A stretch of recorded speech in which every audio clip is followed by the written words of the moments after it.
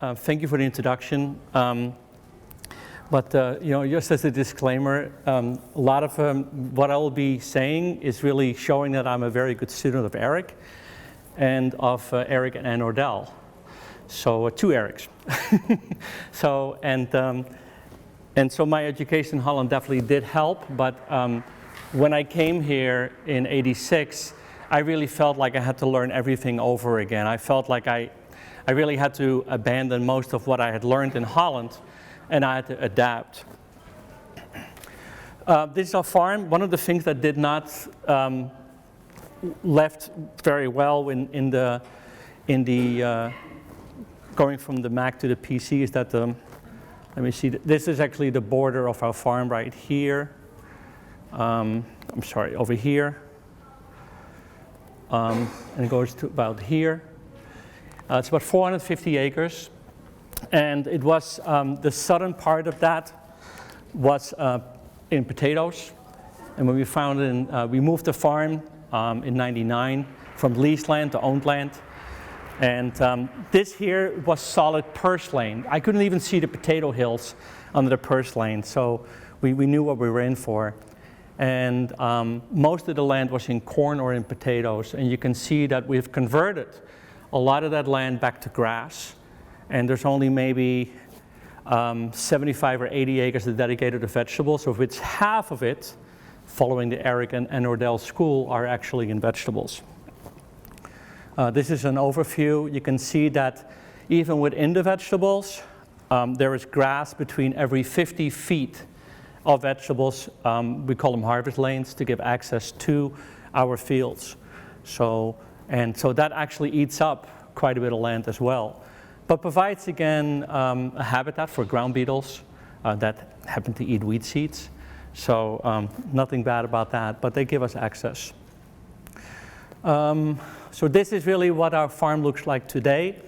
Converted over the last 17 years from corn and potatoes to an integrated farm, whereby all of the products that we produce from corn, from vegetables, beef, lamb, and pork all go to the CSA. We do a little bit of wholesaling, not very much, and here and there we sell a few animals.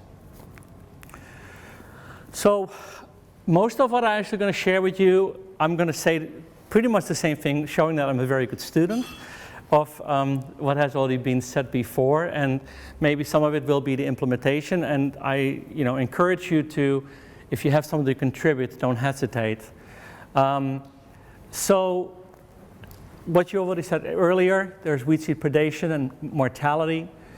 Shade has become a really important non-mechanical way for us to control weeds. Shade is one of those very undervalued, really, quality that we're using all the time. I will talk about it a little bit more, about just having the right population in your field, so you provide this competition. But we're also doing that with our cover crops, which cover crop provide a lot of shade, which don't. Burning, which is really flaming. I should have said flaming. We haven't used a lot of flaming because with a lot of cover crops, you end up setting the field on fire. So it's been a difficult one for us to implement. And then tarping. And maybe the one thing I will say about tarping, we don't use tarping because we can't really scale it up. We're not at the right scale. But one thing that maybe has not been mentioned yet about tarping, that Ryan Maher of Cornell has done quite a bit of research. So Crystal, is there anything online that Ryan has published? I don't think it's online yet, but everybody stay tuned. It's coming. All right, it's coming. So Ryan has done a couple of years now of study on tarping, and I think he's got some really, I've only heard the results so far, so I think it's really interesting. So it's something that Ryan Maher, Ryan, and then M-A-H-E-R of Cornell University. He's at the Free Fill Research Station at Cornell. Weed seed predation, really important. I think we don't have to go into that anymore. This is, one thing that just showed field crickets. Now, I don't know if many people have field crickets. We have ground beetles, we have field mice, we have birds, but it's over the winter, as we are leaving our fields open, we are actually seeing quite a bit of field predation. And so I consider myself an ecological farmer, and so for me the wild areas are extremely important. So having these grass strips, in between my vegetable fields, and having a safe place for the ground beetles to go, although many ground beetles species like to live in crop fields, it all depends on what species you're talking about, they are actually reducing quite a bit of weed seeds. They don't have a lot of hard numbers. Yes? What species of grasses do you prefer between those? What species of grasses? I prefer orchard grass, which a lot of people might not like because it has rhizomes, but you can't kill it. So you can drive on it, it just always stays green. But you will have to do a lot of mowing. So the harvest lanes are a great way for our apprentices to learn how to drive tractor. They mow a lot of harvest lanes. So here, is it really also, there's probably something more updated, right, Eric, about this here, about really this is what the, after 2.5 years in the soil. And this has been around, this has been known for a lot of years, what they are. Chickweed is an interesting one. I'll talk about that later, which seems to be really difficult for us to, as vegetable growers, to, even though after 2.5 years, technically it's all gone, why is it and keeps hanging around? So, and then the mechanical ways to control weeds is cutting, uprooting, and burying. And that's really where the stacking comes in that Eric talked about. Because either you cut the weed off, you uproot it, or you bury it. A little bit about our rotation. And the whole thing is how you then use that idea of mortality of the seed weeds is to break that cycle of where you have the land open. I mean, if the land is open, it wants to, it gives this incredible environment for those weeds to come up. So earlier I said about shade. If you have a lot of shade, then those weeds will stay there. You disturb the soil, even a millisecond of light will give that indication to that weed seed to come and germinate. And then you leave that ground open, it will come. So in some ways, what Eric was saying, you want them to germinate, but then if you just planted your carrots, then you're in trouble, right? So the question really is, can we have these off years where we are leaving the land alone, so there is some mortality of your weed seeds further down. So taking it out of production every year and is already one thing whereby we are allowing the weed seed bank to go down. And we do that by matter of rotation. We're using very tall summer cover crops like Crotalaria and sorghum. And we throw some sunflowers in just for the hell of it, because it looks nice, but it actually creates a beautiful root system. And then following with oats and peas, or just peas in the spring, a short fallow, that is then followed by cole crops. And then spring fallow after the cole, because there's no cover crop over the winter, spring fallow, following with sweet corn. Sweet corn is followed by oats, and then a short spring fallow, followed by potatoes. So here you have a rotation whereby over 5 years, we have 3 cash crops and a large number of different cover crops. And doing all that, moving that soil around, having these fallow periods in between there at critical times allows us to really reduce the seed bank as much as possible. Also, it's so much easier to control weeds mechanically with a harrow than with the most sophisticated precision weed control system. I mean, that's just the reality. So here we're going to go through a little bit to the rotation. So we're mowing the rye here in the very first year. We're actually baling that rye up. And then we are following that with Crotalaria and sunflower and sorghum. We've also tried Japanese millet, which is a little bit thinner stem, which is nicer to work with. We prefer Japanese millet. So it comes up.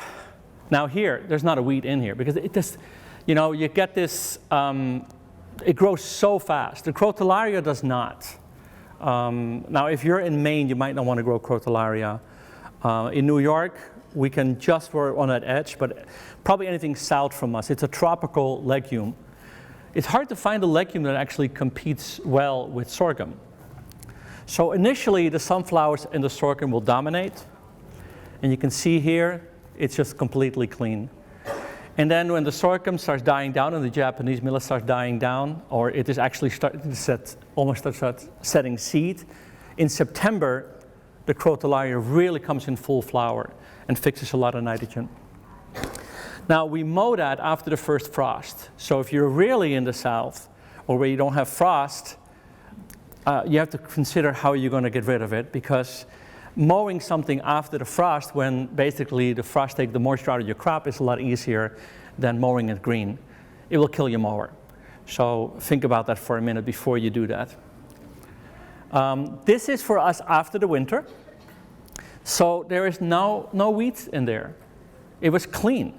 And there is a tremendous amount of mass of organic matter sitting on your soil. So just leave it sitting like that over the winter. Now, when we use Japanese millet, that goes to seed. The Japanese millet is here, seed everywhere.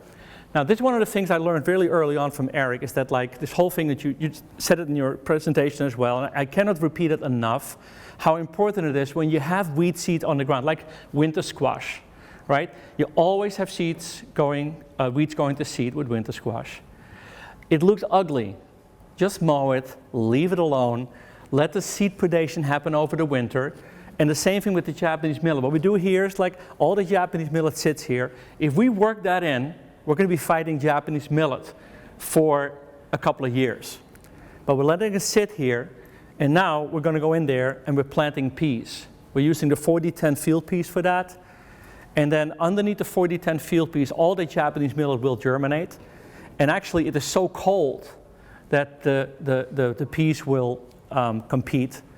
And they will come up there eventually, but the oats and peas come up through that mulch. And you can see here how it grows. It's very aggressive. Again, a lot of shade. And this then gives me the nitrogen for my following cole crop. So this is a system where we're reducing our inputs. In some ways, we're having high inputs in the fact that we're buying in seed. On the other hand, this is a crop, if my phosphorus and potassium levels and calcium levels are correct, then all I'm feeding on this crop is boron, because we're low in boron. That's it. And we're getting 200 pounds of nitrogen out of this crop. All right, now we're getting into the mechanical cultivation. So how many rows can you fit on one bed? We're working on one bed. Oh, by the way, are there any questions about that rotation before I rush into this here? What kind of sorghum? It doesn't matter. Any open pollinated sorghum, because you really, seed cost is a consideration. We used to grow a lot of bell beans, but organic bell beans are pretty expensive. Also, we used to do bell beans and peas. We cut out the bell beans. Sorghum, same thing. If we just get organic open pollinated sorghum, it's a cover crop. Yes? I had one clarification question actually for both of you. When we're talking about predation, you just drilled 3 cover crops. Yes. Without disturbing the soil surface. So you don't see any depression of predation by putting green cover above the seeds? So do either of you know that? Actually, so the question is related to like predation and cover, and the animals tend to like the cover. So yeah. We did some work about, so the beetles, if they're outside of cover, the birds eat the beetles and it reduces your seed predation, right? So you can I didn't think about that. In the fall and still have great predation. Yeah, so over time you really see your seed bank going down. Any other questions about this? All right. Then I want to go next into mechanical cultivation. So that's the other part, right? I mean, the whole presentation, we didn't really talk before this, but it's really, we're giving kind of the same presentation. If you're bored, please. I already heard this. I understand. I'm coming from the same school of thinking here. So this is the other side, so on one hand, we're trying to reduce our seed bank. On the other hand, we're trying to do precision weed control. And then the question is, when you get your weed control system and you're growing 45 different vegetables as we do, we're not trying to buy a tool for every different vegetable. So we're trying to think about how can we buy a system that can cover and cultivate as many different vegetables as possible. And so we have chosen an out farm where the center of the tractor are 72 inches. So that's the space we have underneath the belly of the tractor. We have a 54-inch bed top. We have chosen to do everything on raised beds, semi-permanent raised beds. So the 50-foot or 51-foot sections, we have 8 beds in there, and then we have a 10, 12-foot harvest lane. And the harvest lanes are permanent, so our beds are semi-permanent. What do you mean by semi-permanent? Well, because we do take the beds out and plant a cover crop.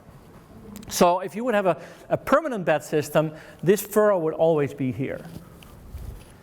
So we do take that out. But in the sense that it's permanent, and also when we have a neutral year, when we grow cover crops, you will know where the beds were.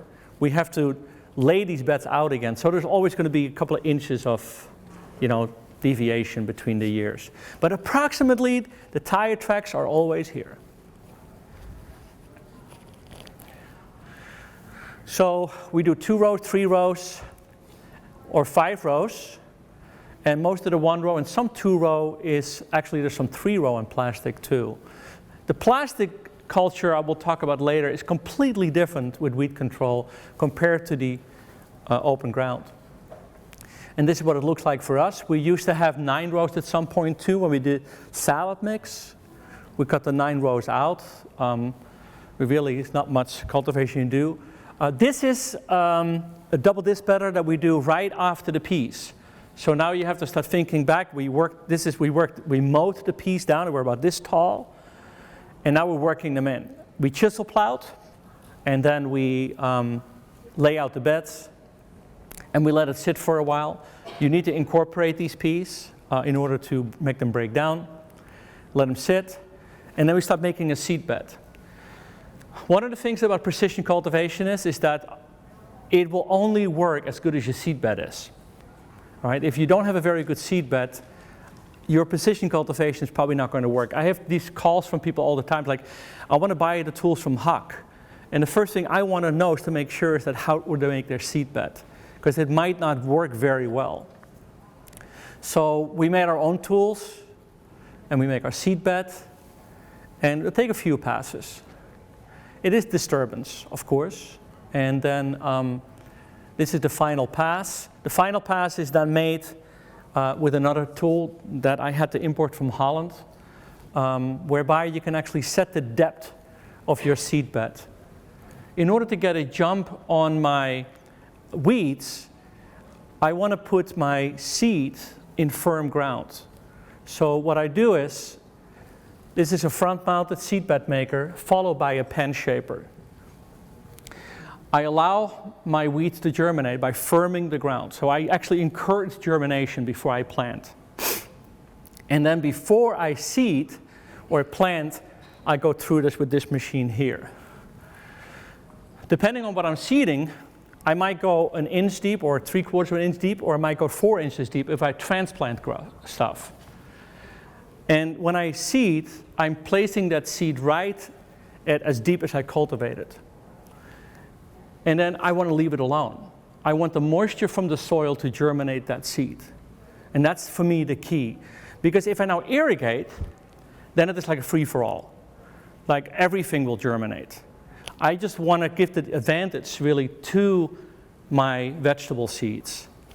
And to have them, and also, if I irrigate, I create a crust. We have very low organic matter. We found the soil with like 1.5%. We brought it up to 2.5 right now. But it's still pretty crusty. So if I irrigate, that vegetable seed also has to work through the crust. And all these are things whereby I'm giving an advantage to my weeds. And I want to give the advantage to my carrots, my beets, my spinach. And so I'm providing this nice loose layer of mulch over my vegetable seed.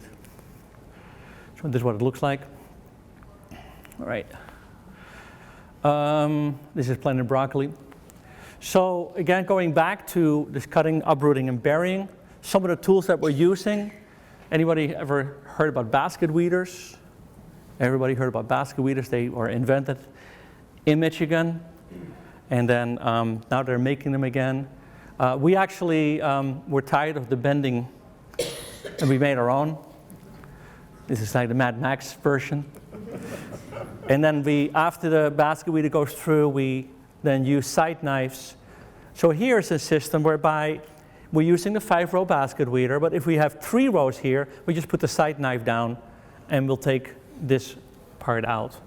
And this is an I and J element, a parallel linkage with S-tines to take out the wheel tracks.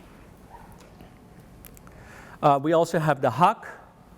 What I really like about them is that they're short parallel linkages. The huck, it's kind of hard to see, maybe a later slide we can see that better, but the parallel linkage moves up and down. It is not like the traditional parallel linkage setup. You can see the ones on the ends. You can see what? On the ends you can see the Yeah, a little bit here. You see it's over here, there's this, it can move up and down. And so there's the gauge wheel here, and every element moves independently. And here you can see, so here what we're doing is, we're doing cutting. We're cutting the weeds. That's the whole idea. So these elements move very, very shallow. And the point with that is that we don't want to bring up new weed seeds. So we want to cut, and while with the basket weeder, we're uprooting it. Now with the basket weeder, we're uprooting it, but actually only the little guys. Don't try to do it on your big weeds. So uprooting works really well on very, very young weeds, but not on very small weeds. Here you can see it much better. And then here, we're doing some uprooting here with the torsion weeders. And so we have one too. I think that year, Coast delivered one to Dan and one to you and one to us. The first 3 units, I think, brought into the US. So it's been really interesting working with him. Yeah, he's just really brilliant. He's a manufacturer, but he's actually really a weed specialist. So here, one thing about if you ever consider using the torsions to mount them correctly, people are used to the Bezoarides, the torsions. They're mounted opposite from each other. Well, those ones are not. Those ones are going to be mounted like that, okay? They're too aggressive. There are other torsions out there that are made. I think they're all equally good, but they're very aggressive. They're going to take your crop out. That's wrong. The finger weeders, there were some questions about finger weeders. Again, this is in weed control here. What I like about that is that this particular unit, you can set it forward if you want to move soil away. Set it backwards, you move soil in. So that's one of the things whereby they're uprooting but they're also actually can do a slight amount of hilling, which is nice. Here's that same video. And again, I want to repeat what Eric already said. And about, and I won't play because we already saw it before, that it depends on the crop what the mortality is. So you do that stacking, and you mentioned the number 10%. I think that number varies very greatly. We grow extra tender sweet corn. I'm telling you, the mortality of extra tender sweet corn is much higher than 10% under this system, okay? You're growing field corn, you're going to be golden, all right? So, and some of these GMO varieties, they're like made out of wood, I think. They actually damage your tires. So, but anyway, that's a side note. But I think really, you have to know your vegetable, right? I mean, or what crop you're growing. And so the stronger your crop is, the more likely you can hoe more aggressive. But I love that video. Thank you for making that and providing that. I love the Bezoaride spring hoe. They're out of business, unfortunately. So someone wants to make them, please, otherwise someone in Europe will make them and will bring them over for a lot more money. All the European equipment is very expensive. What I really like about them is they go through, they do hilling, and they fibrate. So again, this vibration, losing the soil to uproot these little tiny seedlings, it's very effectively, but then on top of it, they also do a slight amount of hilling. So it's a really great tool. I mean, they're especially in broccoli, cauliflower, and those tools.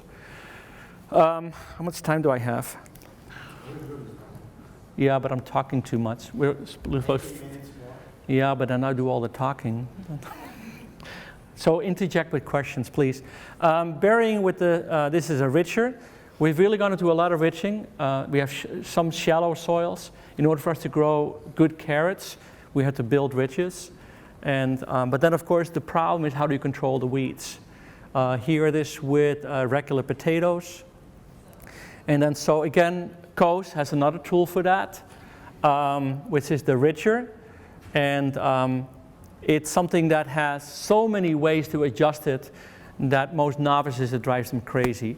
But once you got it adjusted correctly, it works quite well. We had a field day at the Hudson Valley Farm Hub, and we invited Coase to come over and show the equipment how it works. He said like, well, it just came out of the box and here are the carrots and it's not set up. Like, oh, don't worry about it. I said, well, 10 o'clock the thing starts, right? It's like, yeah, I know. And so I go out 9:45 and 20 minutes later the whole thing is adjusted and works beautifully. Something that would have probably taken me a whole day to figure it out. So it's just like one of these things that they do work, but the more mechanically inclined you are, the more likely you are going to be successful with a tool like this. If this is intimidating, just don't do it or don't recommend it to someone. Because it's not cheap, but when they work really, really well and have reduced our weeding of carrots dramatically.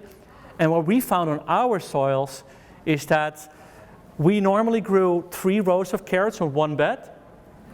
We actually increased our production by growing a band of carrots, not a row of carrots, but a band of carrots on the ridge, eliminating the other row in the middle, increased the production by 50%.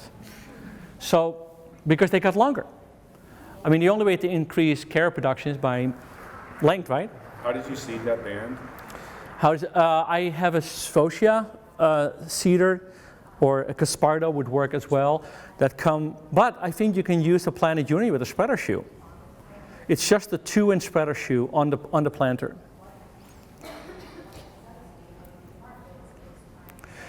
But we do hand weeding.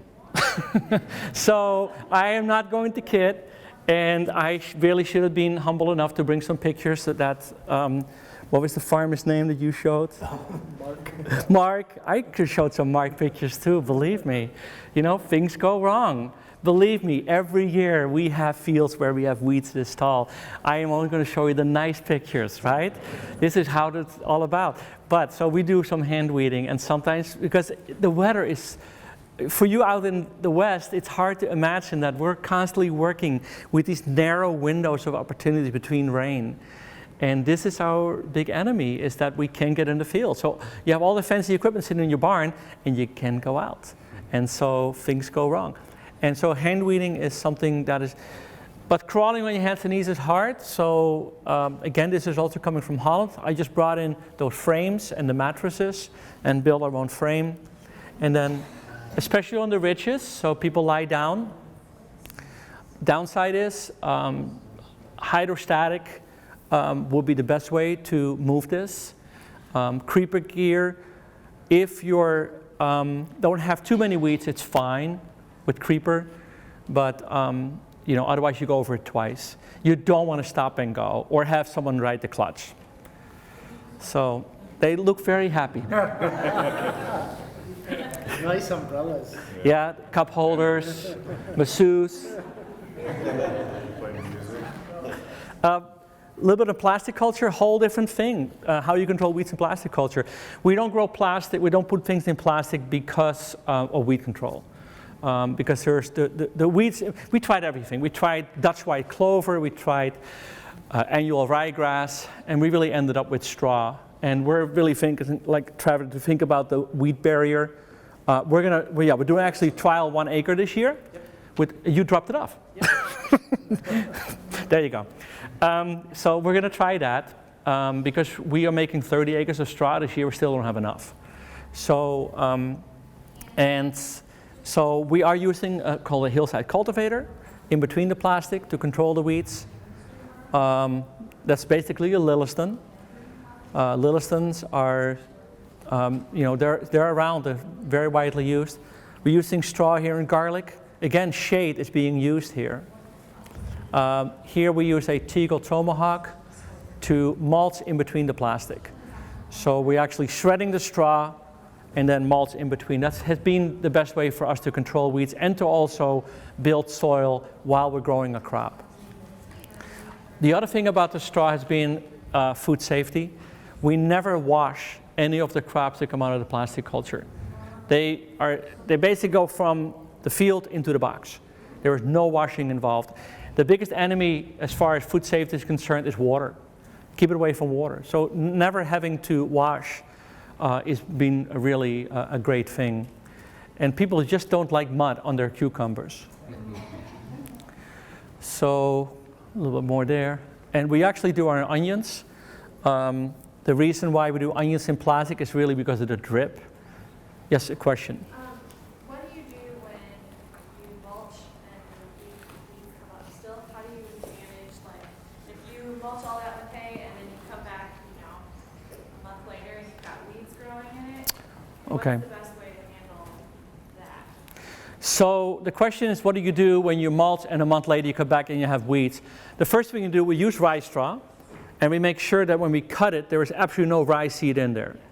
All right, that means that you cut it when it is, before flowering. And then, but not too long before flowering, else the rye grows back. So we want to kill it right at antithesis. We'll talk about it later in the mulching system. But so it is weed-free already to begin with. And then we apply a lot. It's about 25 bales to the acre. So one thing that is on a side note again, you got to watch for is that if you do this in the same field year after year, you see potassium levels spike. So this works well in the rotation. Does not work well if you do it in the same field year after year, because you're going to get elevated potassium levels. You bring a lot of potassium in with the system. Hence another reason to go to the weed barrier, because we've seen some fields where it's like, got to back off a little bit here. But we don't have weeds if you apply enough. It's really the amount. But by the end of the season, it's gone. And again, the shade, this is a shade system. There is, you cultivate, and almost immediately after that, you apply your straw. So you have to be very tight there with your system, that you kill whatever weeds you have there, you have clean ground, and then you apply your straw. 25 round bales per acre? We do 25 4x5 round bales per acre. Yeah, those are 4x5s. That's a lot of straw. Yeah. So how does that straw apply? I'm sorry, how do we apply it? Yeah. I'll go back. With this machine right here.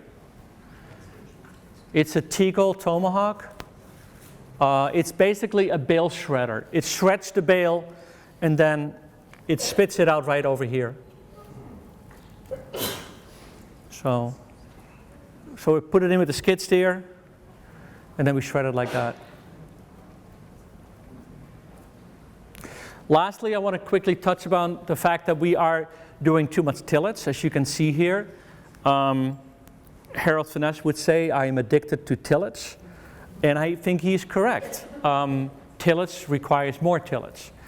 And we have been trying to also not disturb the soil, and then plant our vegetables directly into a mulch. And I worked for 3 years at the Hudson Valley Farm Hub, where I was able to do some experimentation. And we have been doing edamame and green beans in rye, and we're doing cauliflower, broccoli, and sweet corn in hairy vetch and Austrian winter peas.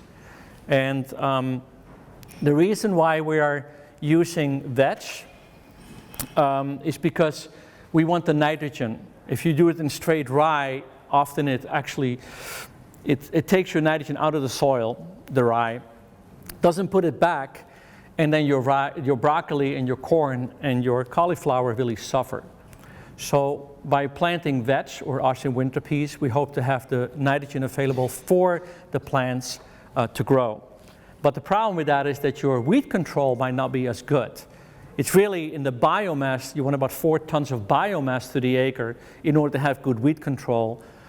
Often what it means is that all that biomass that you created sucked out the nitrogen out of your soil, and therefore you don't have good weed control. So in order to have a successful rolling and crimping with 100% legume, we have to have very good weed control before we put the vetch in. So we do all our weed control now beforehand. And so we do a summer bare fallow, then we plant our vetch, and then in June, we roll and crimp the vetch. Now, vetch is not as easy to roll and crimp as rye, because rye, it flowers all at the same time. Vetch flowers at different times. So either you have to roll it several times to kill it, or what we found, you can cut it. And depending on what you have available to cut, oh, it's not on here, but in this case, we cut it. Then we no-till planted sweet corn in there. The sweet corn got a little tall there. It was sitting in the greenhouse a little too long, but it all worked out well.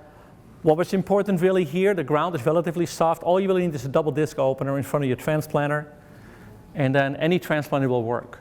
So you don't really need to buy a no-till transplanter if you don't do 100% no-till. This is a 100% no-till planter, overkill. All you need really is this unit. Having a coulter in the front might help, but we found that the ground is so soft that it's usually not an issue. This is here planted like that. And I'm showing you mostly the sweet corn because we had excellent weed control in sweet corn. We did absolutely no hand hoeing or hand weeding in the sweet corn. But we did do, and I didn't keep track of that, hand hoeing in the broccoli and cauliflower. And since we did not need the revenue to pay the bills, we actually, it didn't matter so much, but I don't know if that was cost effective. So we still have to work on that. But for sweet corn, it worked quite well. And what we were seeing is that the water holding capacity of the soil in all these crops, in broccoli, cauliflower, and sweet corn, was amazing. We could actually have, I didn't bring it here with me, there's a side-by-side picture of broccoli in the no-till system and the broccoli in the conventional tillage system. In the conventional tillage, it's all wilted. Same irrigation, and the one in the no-till system is standing upright. But it's pretty weedy. Yields were the same between the no-till system. Maybe in the sweet corn, there are some weeds in here, but we did not see them go to seed. So here is by harvest, and here. So there's quite a bit of suppression there of shade in the weeds. And then October, and I think that that's the end of my show. The yield of that corn was 300 boxes to the acre. So it was we were actually very happy with the yield of that. And that was it. Thank you.